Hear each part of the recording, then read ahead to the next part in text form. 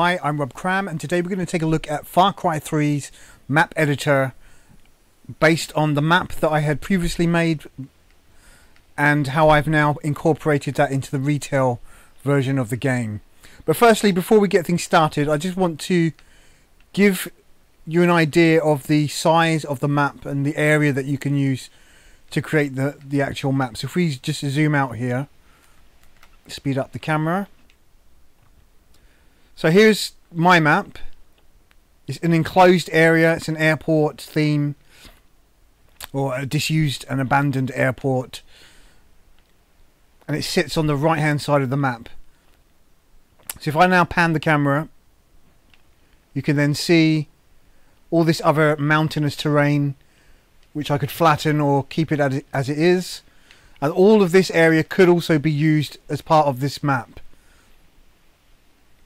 So it's quite a large area, and just to give you a greater sense of the scale, I'll then jump into the actual play space so you can just give you an idea of the sort of size of area that you have to work with here.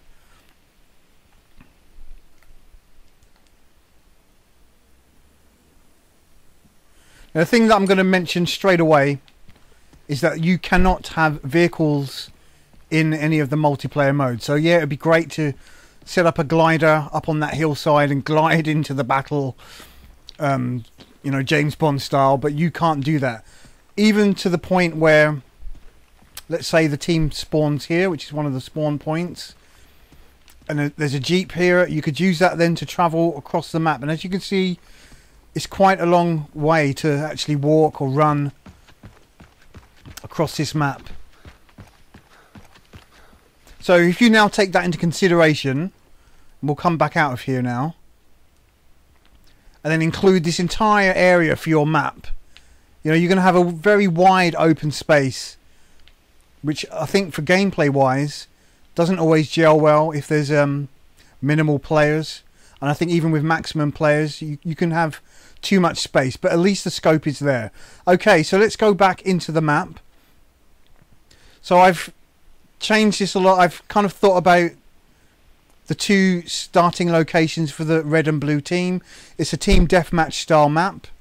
So I've got the blue team spawning in this corner, and I have the red team spawning in this corner.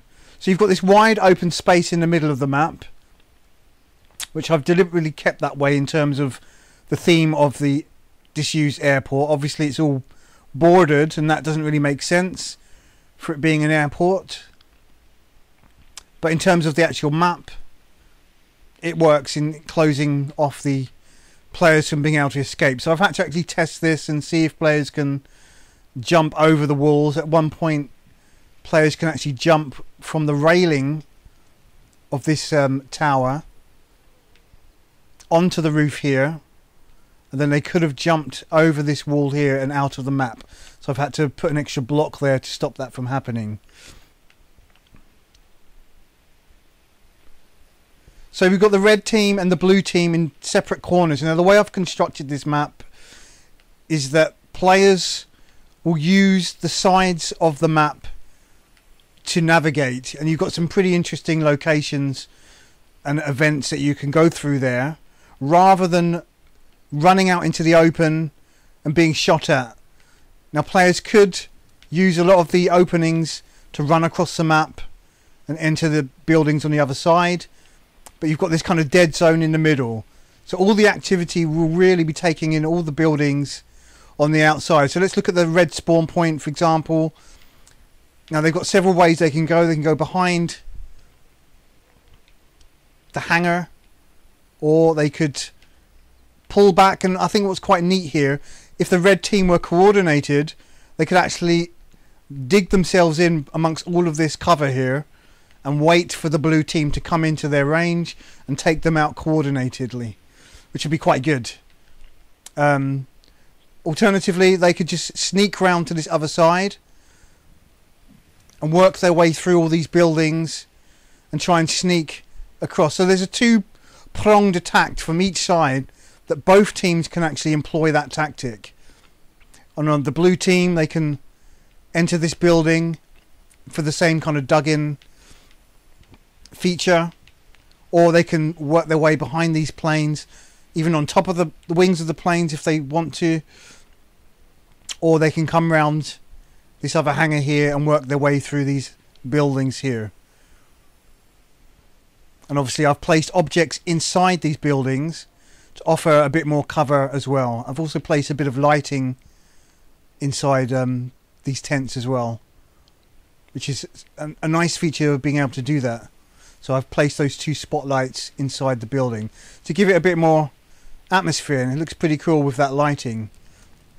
And then inside this next building I've placed all these props inside here just to give it a bit of atmosphere, so players have a darkened area to sneak around in.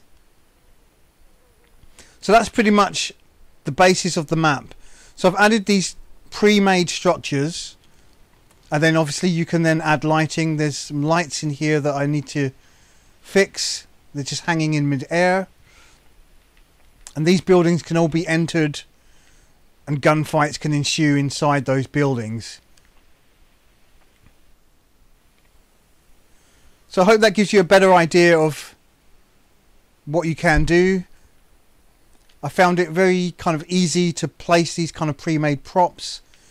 This map's probably taken a couple of hours to make, if that. It's a very simple map to create, but I have put a bit of thought into doing it. I haven't just randomly placed a load of props in the map, even though it might look like that.